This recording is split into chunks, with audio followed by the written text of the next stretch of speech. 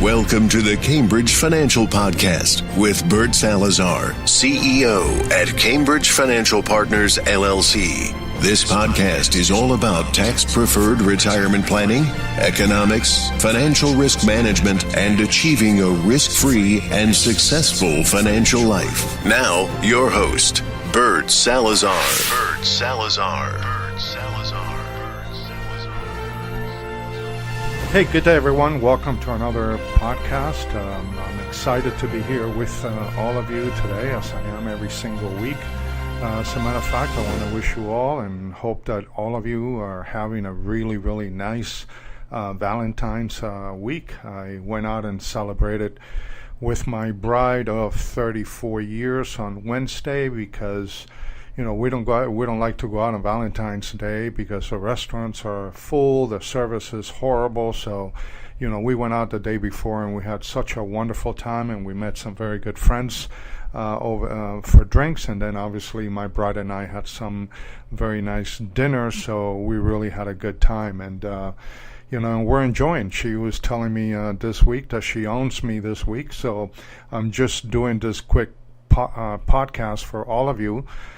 Because obviously my goal is to do a podcast every single week, and this is, by the way, episode number 66. So we've been doing this now for quite some time, almost 2 years, and again, I'm excited to be here. And today I want to have a very short one, but I do want to talk about something that happened this week that had never ever happened in the history of our country. So I want to share some ideas. Now, most of you have already heard about this through the news media or social media or whatever other things you do and how you obtain your news and information on an ongoing basis. But today's episode is going to be related to certain principles of economics that are very, very important for us to keep in mind in a world that we have very little control of the things that are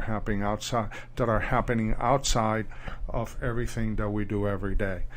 For those of you that may not know this, while I was having dinner with my wife this week, I got a note on my smartphone telling me that the national debt had actually gone above $22 trillion for the first time in history. So we hovered in the 21 trillion range for a number of months, I think maybe just north of a year. And now for the first time in U.S. history, we're north of 22 trillion. For those of you that are mathematicians and so forth, 22 trillion is a 2 plus a 2 plus 12 zeros. So that's an enormous number to keep an eye on. And one of the reasons why I talk about taxation in just about every single podcast and webinar or seminar that I do is the fact that there's no way that the U.S. government is going to be able to maintain the level of taxation today in comparison to the level of debt. So if you think about the national debt being at $22 trillion, that means that from a debt standpoint, the United States of America is at the highest debt in its history, yet we're actually enjoying historical low tax rates. So obviously one doesn't go with the other, and what is happening and has happened for many years now is that we have all seen it coming. But if you happen to be a politician or a political pundit, as I call them on both sides of the aisle, by the way, obviously you don't want to talk about taxation, you don't want to talk about the debt, because it's going to take a lot of work in order to try to reduce it to a level that is going to be apropos from a business perspective. You see, entitlements are going to play and are playing a major role in increasing that debt. And the problem with entitlements and the government is that once you give them out, or once you put them out there, is almost an impossibility to try to get them back. So just to give you a little bit of feedback on where we're at today from a national debt standpoint, again, it is sitting at just north of $22 trillion. Debt per citizen is at $61,000, yet $67,000, yet the debt per taxpayer is almost at $180,000. And you would say, well, Bert, how can that be? How can the debt per citizen in the U.S. is at $67,000, yet the debt per taxpayer is at $180,000? Well, the answer is simple. Approximately 40% of Americans do not pay federal income taxes. So when you take the amount of the debt and you divide it into those of us that pay federal income taxes on an annual basis, then you will see the $180,000 mark per taxpayer in the United States in order to liquidate the debt. Now, what is even more challenging than the national debt is the fact that every year that we avoid doing something about the national debt is going to be increasing by $2 trillion, and that's an enormous amount of increase in our national debt from a business perspective.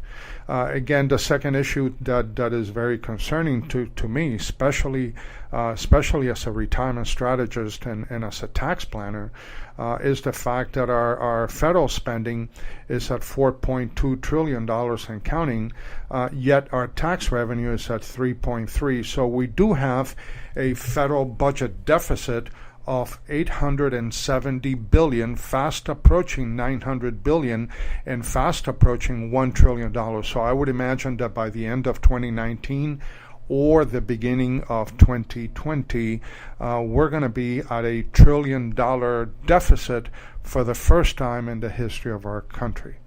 Now, if you think that's bad, let me give you a little bit of additional bad news. And by the way, I am not trying to destroy your Valentine's week, but if you don't understand the problem, then it is very, very difficult for all of us, to be able to find a solution that would be appropriate in order to minimize those liabilities.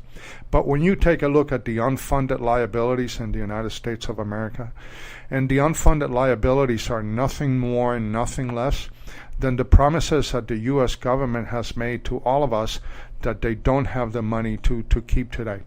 See, up until 3 weeks ago, the unfunded liabilities for everything that the government has promised, Social Security, Medicare, Medicaid, Medicare Part D, and the interest on the national debt was hovering around $116 trillion.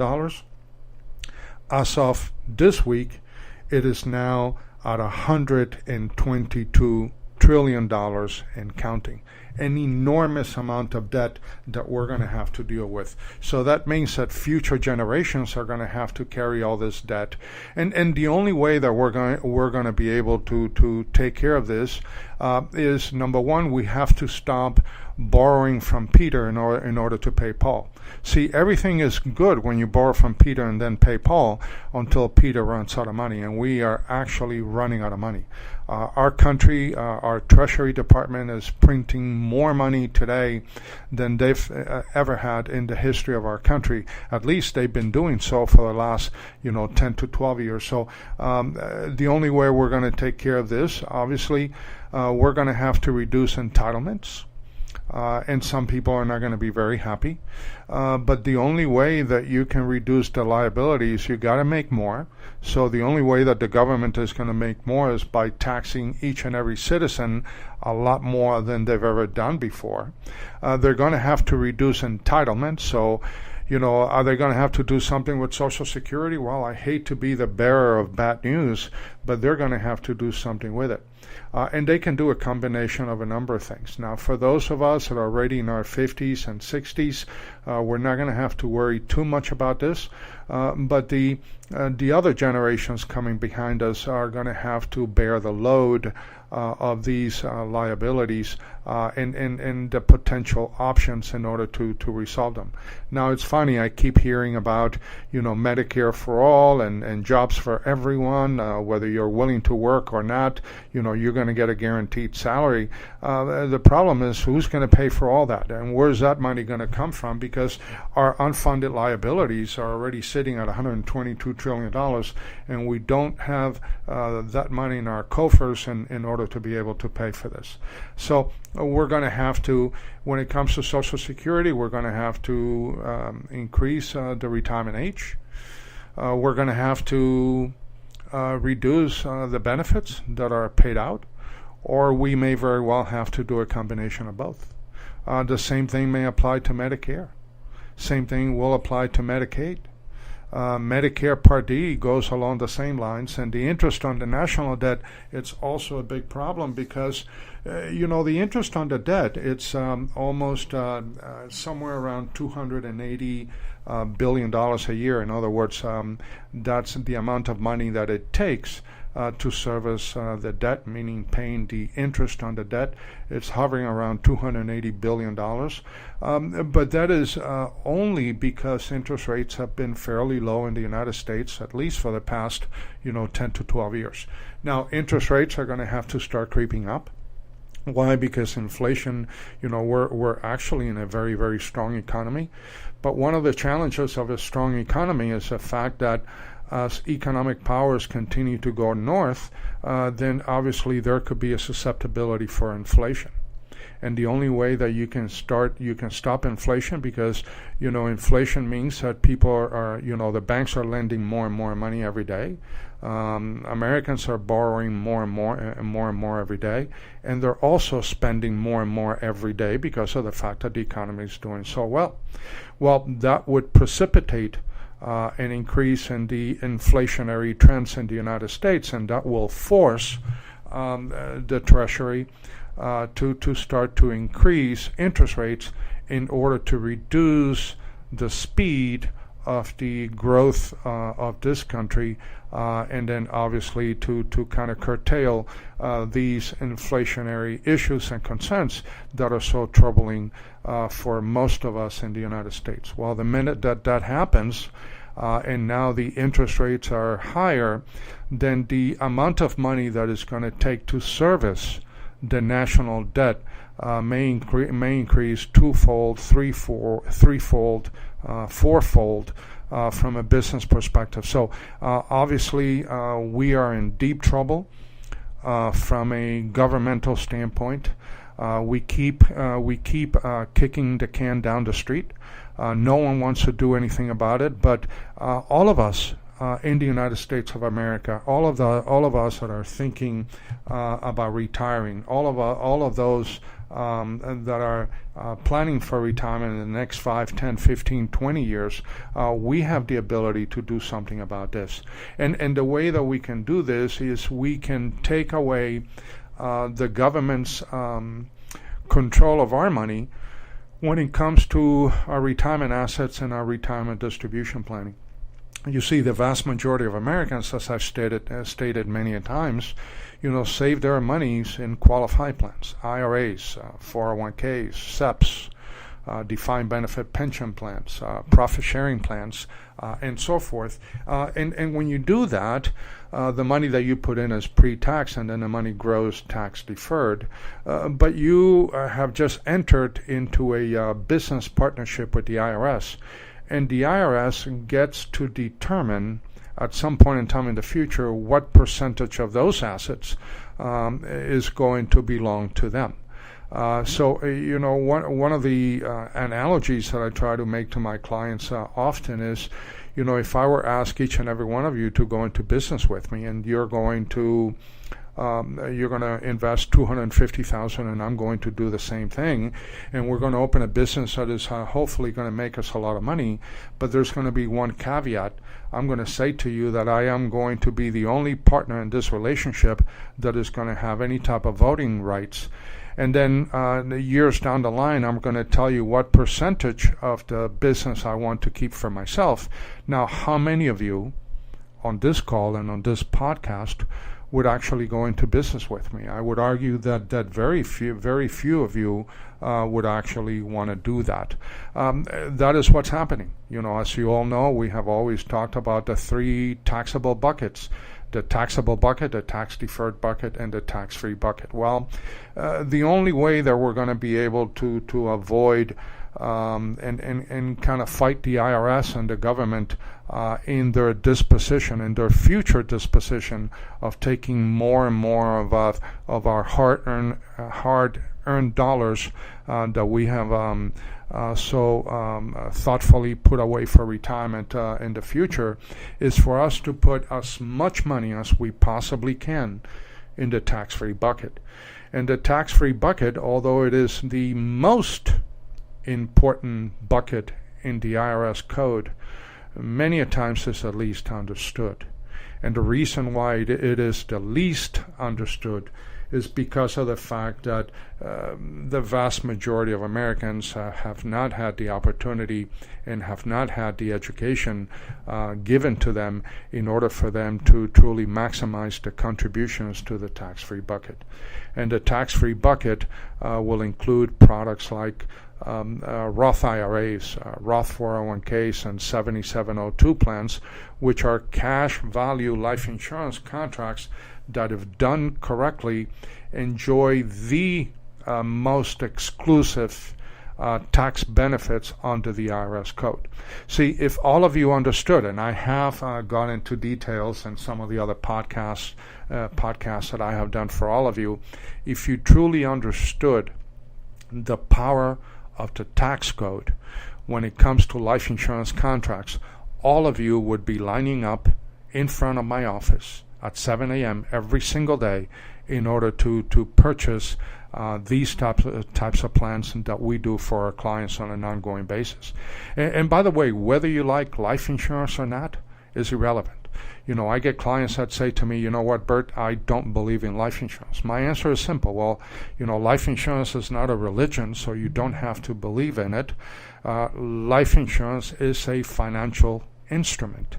And when you properly execute a 7702 plan, and you do it the right way, then the incremental rate of return, not only for you, your family, and your business, is going to be second to none from a business perspective. So the more that you understand it, the better.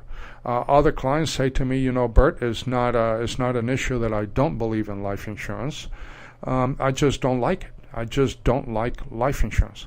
By the way, on the belief side of it, or on the belief side of the house, I have delivered over the last 30 years a number of death claims, obviously, because I've been in this industry for a long time.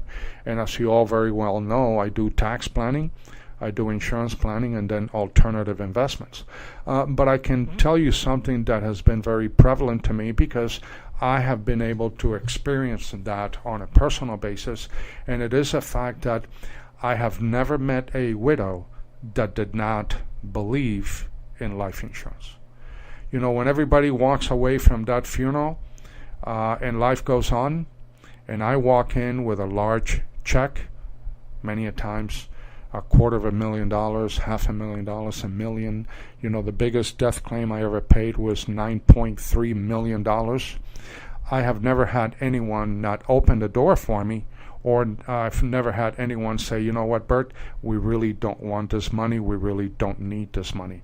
So it is very critical to understand that whether you believe in what 7702 plans do, you have to understand them from a business, from an economics, and from a taxable standpoint. And for those of you that don't like 7702 plans, that's okay. That's fine. You don't have to like it. You know what? You just have to like it a little bit more than you do the IRS code and the IRS. And if you do that, then most of you are going to take the advantage of maximizing the tax-free buckets by making contributions to Roth IRAs, Roth 401ks, and 7702 plans. Now, some of you may not be able to make those contributions. If you don't have earned income, you cannot contribute to a Roth IRA or a Roth 401k. If you make too much money, you can't contribute to a Roth IRA either. But you can all contribute to a 7702 plan if you do it the right way. So again, because of the fact that these are things that I've been thinking about this week, especially after getting this horrible news that the U.S. national debt just hit $22 trillion for the first time in history, I felt that it would be very, very important for me to share this with all of you this week. And again, not taking anything from the enjoyment of this week, as it happens to be Valentine's week.